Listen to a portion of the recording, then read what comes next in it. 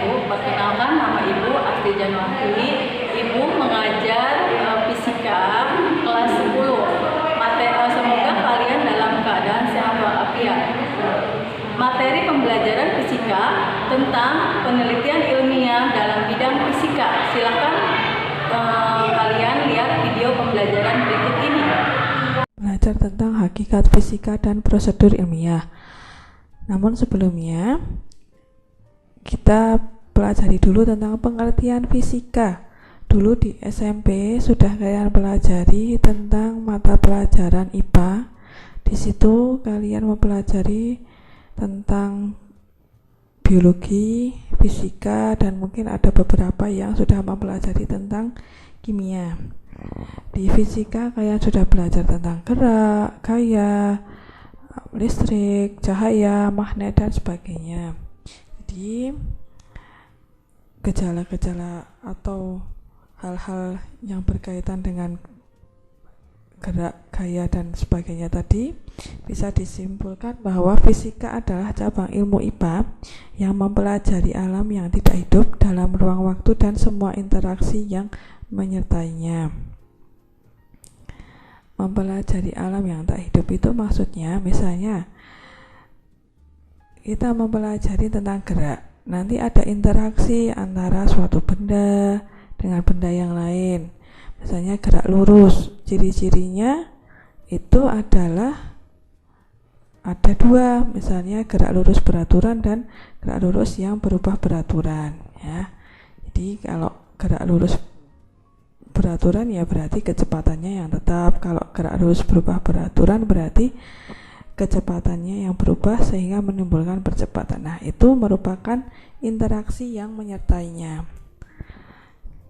Tuh ya, itu pengertian yang pertama. Pengertian yang kedua itu bisa dikatakan bahwa fisika merupakan ilmu yang mempelajari tingkah laku alam dalam berbagai bentuk gejala dan sifat-sifat fisik suatu benda. Ya, bentuk gejala misalnya panas. Panas ini nanti berhubungan dengan sifat fisik, misalnya suhunya yang semakin bertambah gitu ya.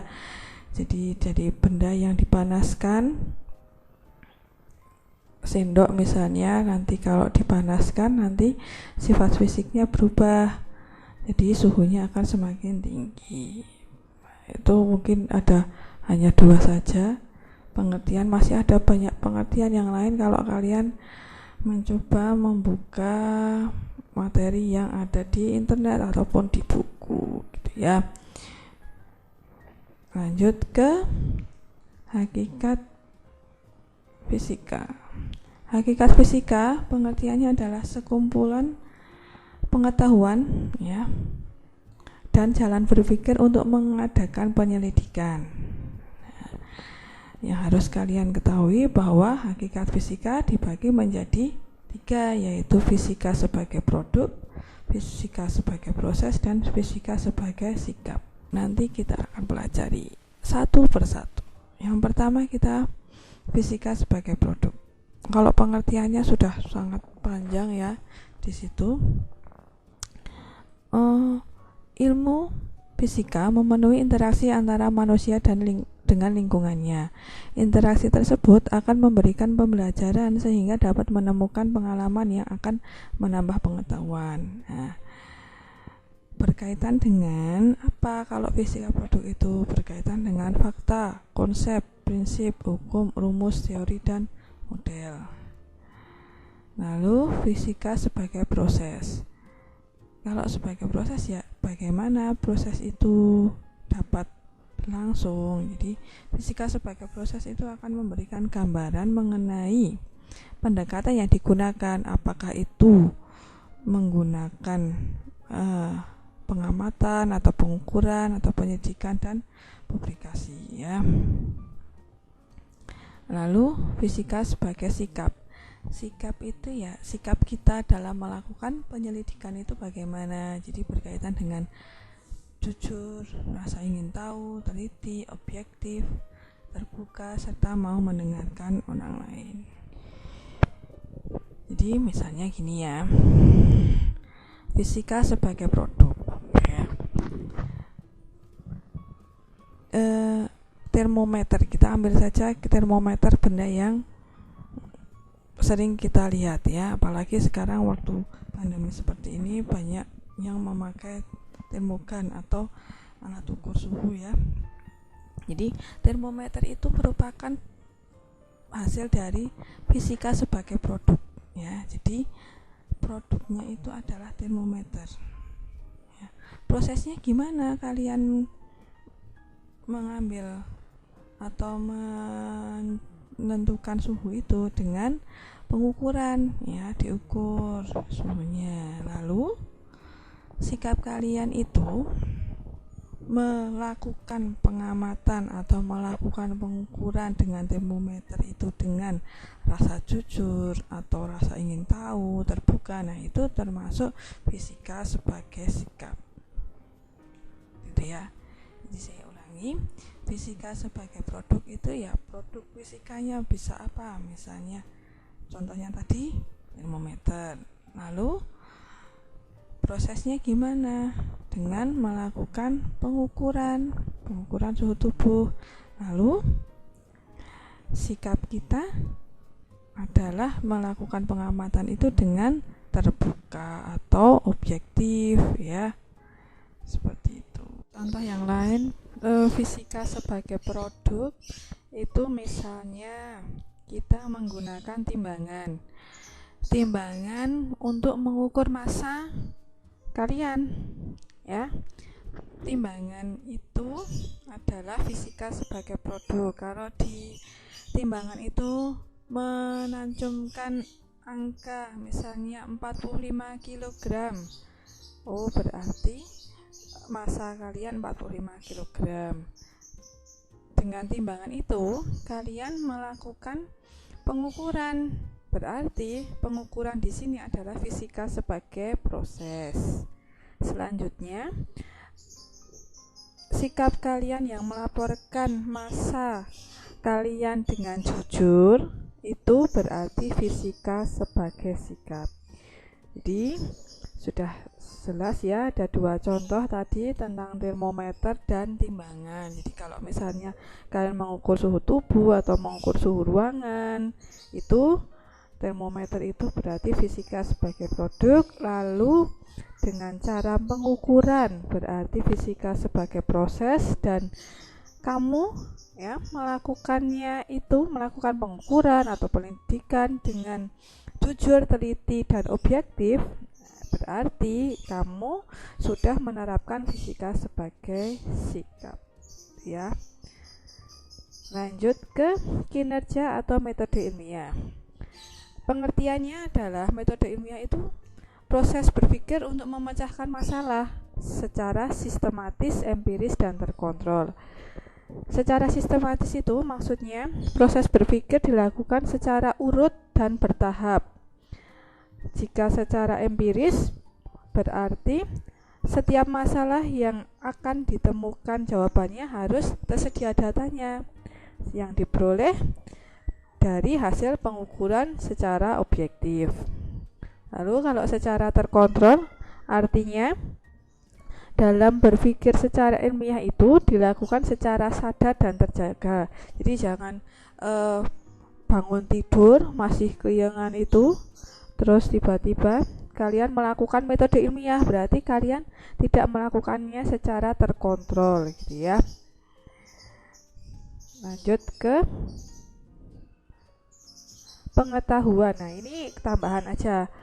Kalau kalian mengetahui ada ilmu pengetahuan alam, ilmu pengetahuan sosial. Nah, sebenarnya pengetahuan sendiri itu apa toh? Kalau pengetahuan itu dapat dikatakan ilmiah itu jika memenuhi 4 syarat, yaitu 1. Objektif. Objektif itu artinya sesuai dengan objek, bukan persepsi atau penelitian orang lain. Yang kedua, metodik. Metodik itu pengetahuan yang diperoleh dapat melalui cara tertentu secara teratur dan terkontrol. Jadi runtut gitu ya. Sistematis, hampir sama. Cuman bedanya ini, kalau sistematis itu tersusun dalam sistem yang berkaitan dengan pengetahuan yang lain. Jadi ada pengetahuan yang lain yang berkaitan dengan yang kita pelajari.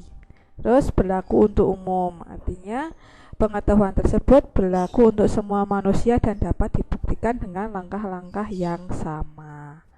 Begitu. Mari kita lanjutkan mengenai kriteria metode ilmiah. Ada 6. Yang pertama, berdasarkan fakta, atau artinya itu keterangan yang ingin diperoleh dalam penelitian yang akan dianalisis harus berdasarkan fakta-fakta yang nyata, tidak berdasarkan daya khayal, legenda, atau dongeng. Yang kedua, bebas dari prasangka, artinya harus mempunyai sifat bebas prasangka dan bebas dari unsur subjektif.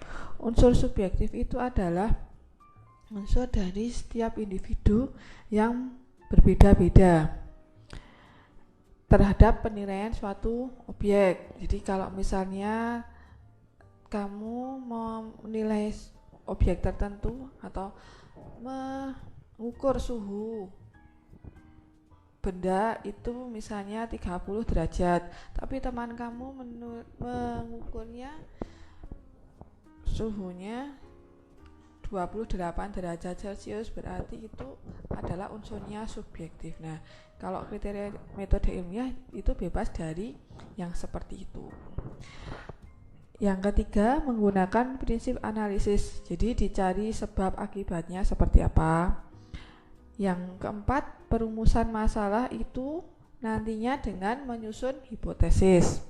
Yang kelima, menggunakan ukuran objektif. Nah, tadi subjektif, kalau itu artinya bebas dari yang subjektif ya. Kalau sekarang kebalikan, berarti harus menggunakan ukuran objektif. Artinya tidak boleh mengandalkan hati nurani. Oh, menurut saya kok kira-kira itu tinggi meja 40 cm. Nah, tidak boleh mengandalkan seperti itu, tapi harus dihitung benar menggunakan mistar atau penggaris ya. Yang terakhir, menggunakan teknik kuantitatif. Artinya data itu yang didapat itu menggunakan data kuantitatif. Data kuantitatif adalah data yang berupa angka. Ya, ada kalau mungkin ada kata-kata data kuantitatif itu sering disandingkan data dengan data kualitatif. Kalau data kualitatif itu data yang berupa percakapan, maksudnya tidak berupa angka, jadi bisa berupa tulisan, kalimat-kalimat ya. Kalau kriteria metode ilmiah itu menggunakan teknik kuantitatif, jadi datanya berupa angka. Tuh.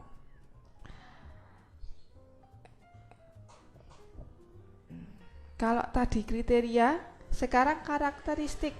Karakteristik metode ilmiah. Yang pertama, bersifat kritis dan analisis atau analitis, sama saja.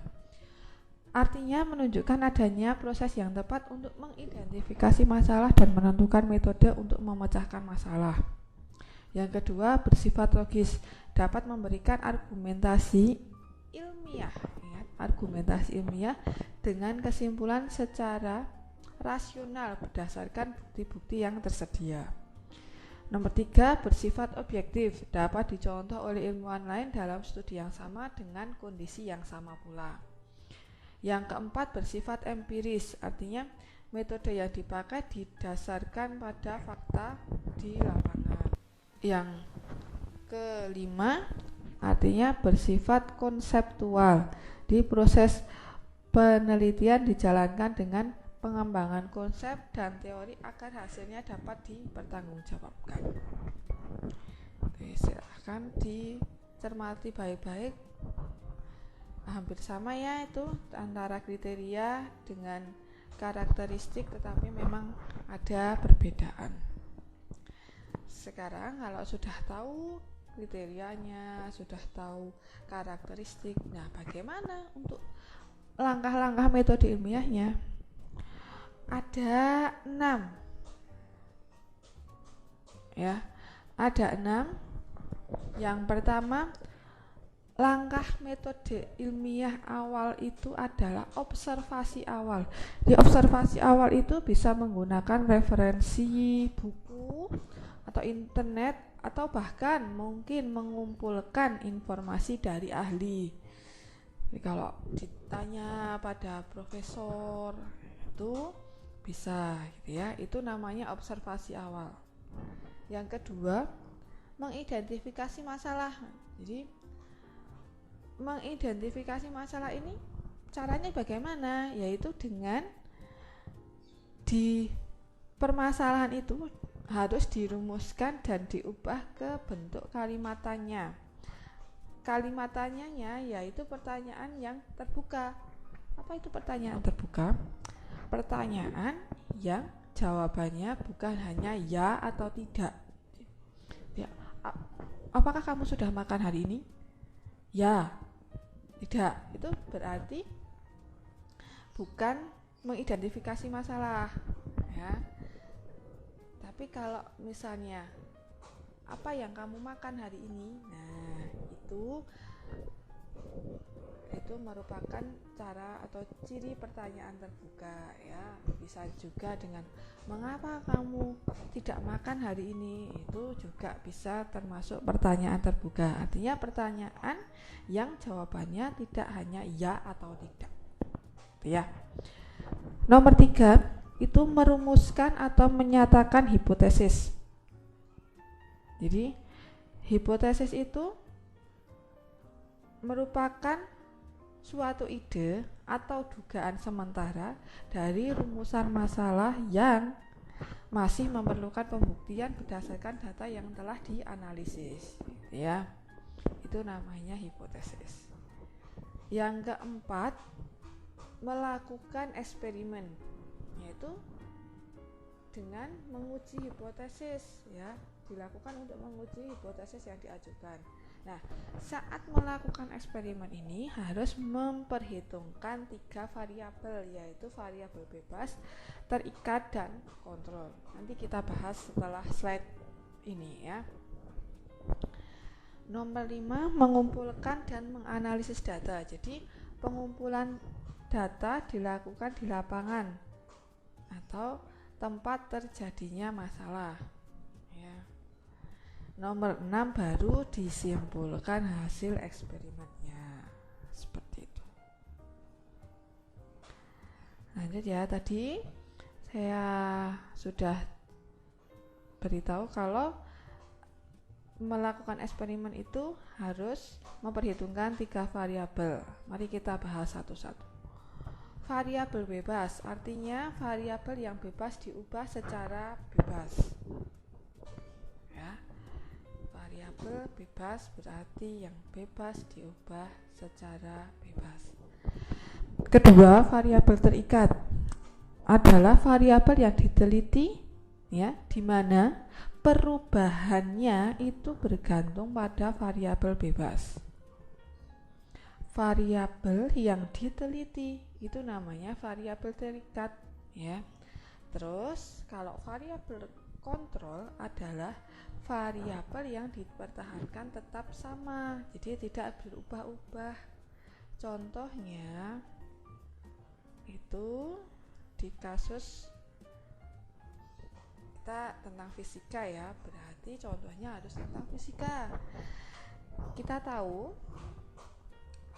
hukum 2 Newton. Kalian pasti masih ingat rumusnya. F sama dengan M kali A. F itu gaya, M itu massa, A itu percepatan, ya. Jadi gini, saat melakukan kegiatan eksperimen tentang pengaruh gaya tarik terhadap percepatan benda, ya, gaya tarik itu lambangnya F, percepatan benda itu lambangnya A, yang ditarik pada lantai licin.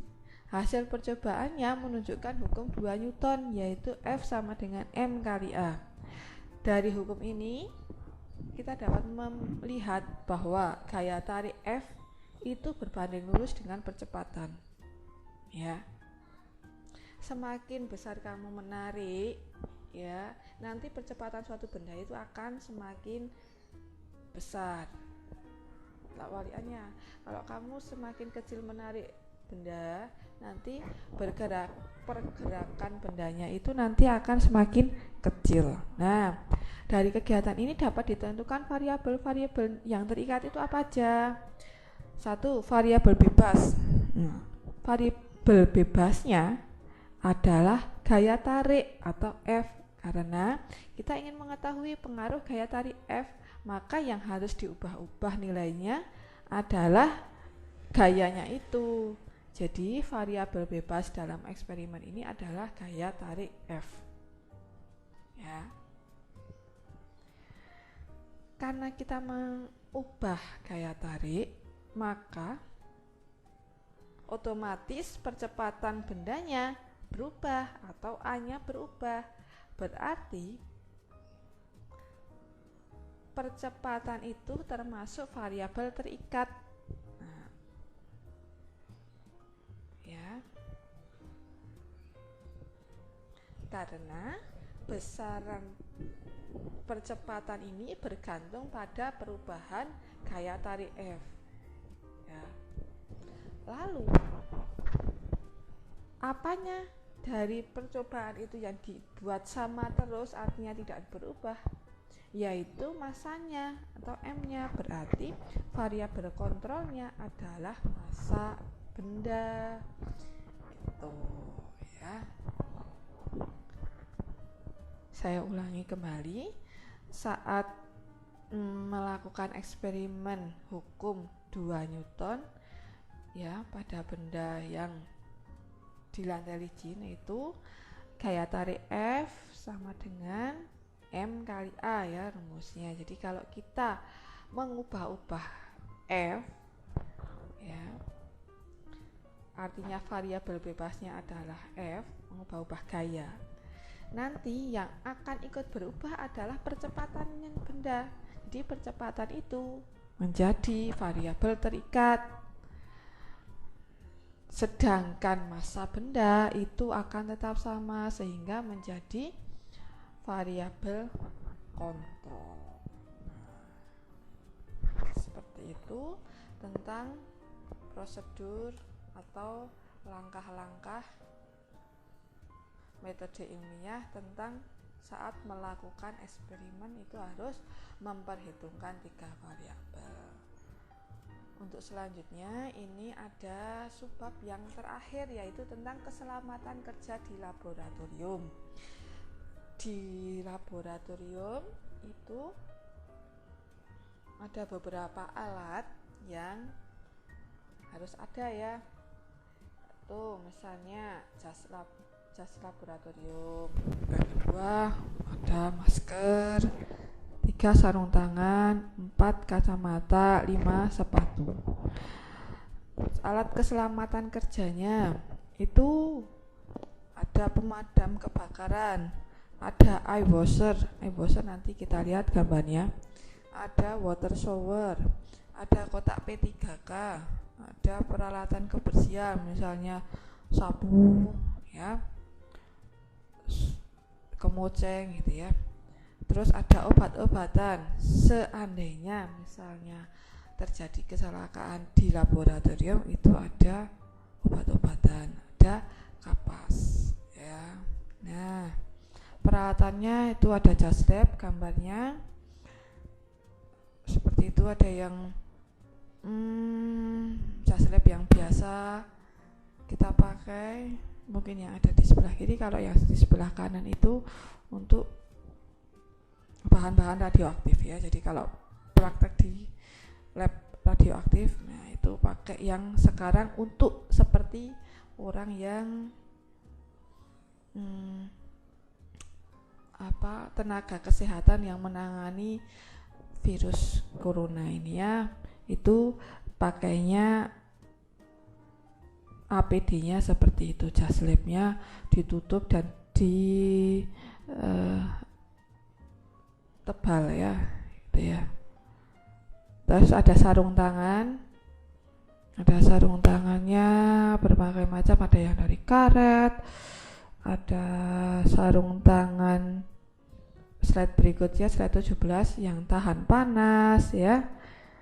Terus slide 18 itu sarung tangan listrik, jadi biar tidak kesetrum. Oke. Terus alat pelindung mata dan muka. Ini sekalian sudah tidak asing ya, selama pandemi ini memang banyak yang memakai face shield atau pelindung muka. Tuh. Ini ada kacamatanya, slide 20. Berbagai macam. Ini misalnya kalau di lab kimia praktikum membuat reaksi gitu ya. Nah, ini namanya keran pencuci mata. Jadi keterangan lebih lanjutnya ada di slide 22. Atau eye washer itu tadi seperti itu. Jadi kerannya itu menghadap ke atas. Jadi kalau airnya dihidupkan nanti keluarnya dari bawah ke atas langsung menuju mata. Misalnya mata kita terkena atau terkontak dengan bahan kimia berbahaya, jadi langsung harus bersihkan itu, maka cuci matanya itu pakai alat atau keran yang seperti ini gitu. Kalau slide 23 itu safety shower, jadi mandi gitu ya. Kalau sudah melakukan praktikum bisa mandi dengan beberapa shower. Ini ada beberapa. Kalau slide 25 alat pernapasan atau respirator atau maskernya itu berbagai macam bentuk ya. Terus ada pemadam kebakaran, sudah biasa ya kalian lihat halaman 27 juga.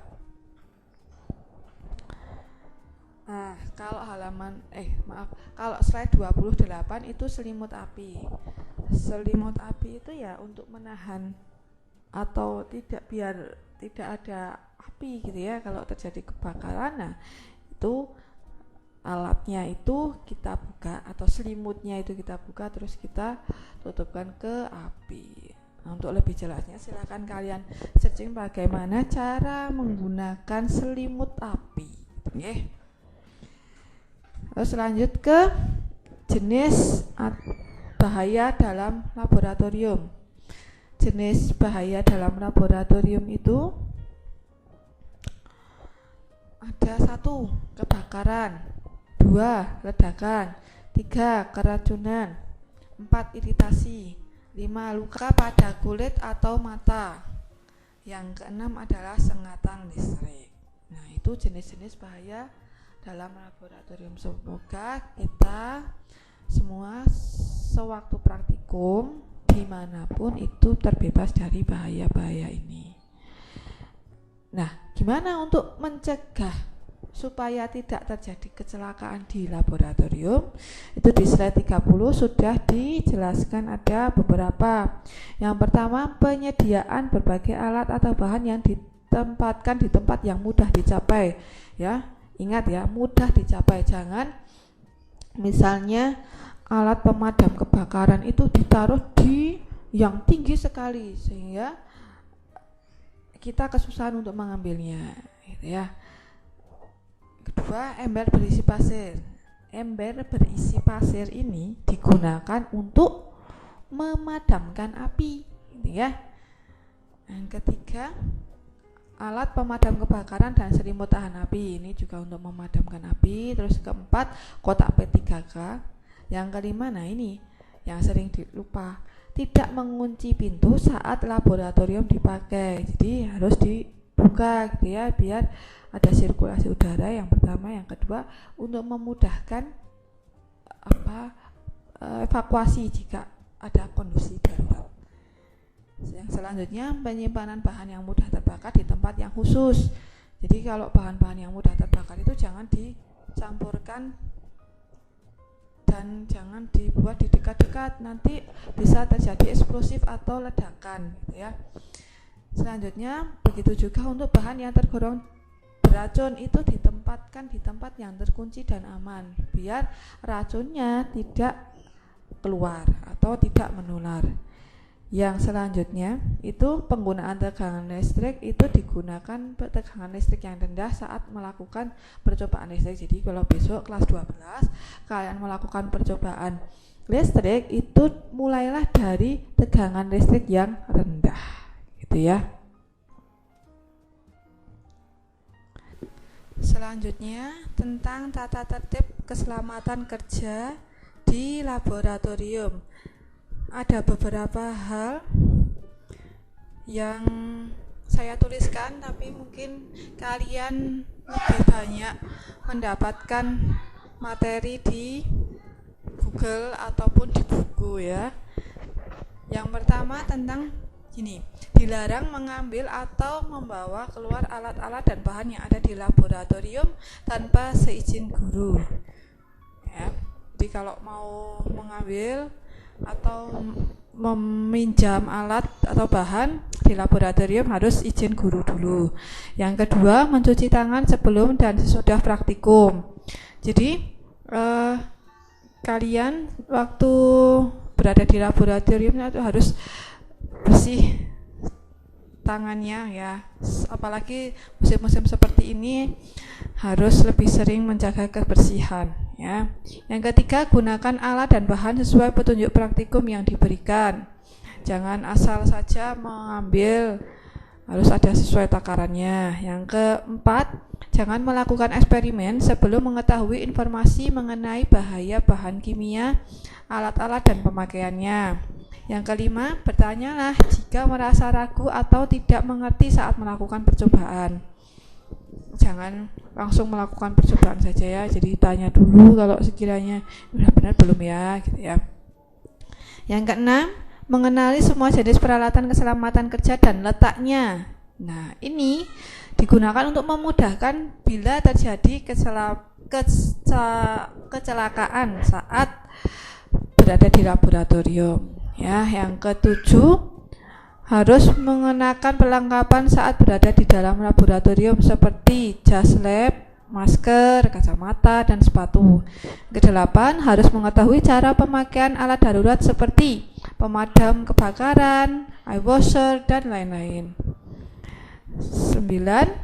Jika terjadi kerusakan atau kecelakaan, sebaiknya segera melapor pada petugas laboratorium. 10. Setiap praktikum harus mengetahui cara memberikan pertolongan pertama pada kecelakaan.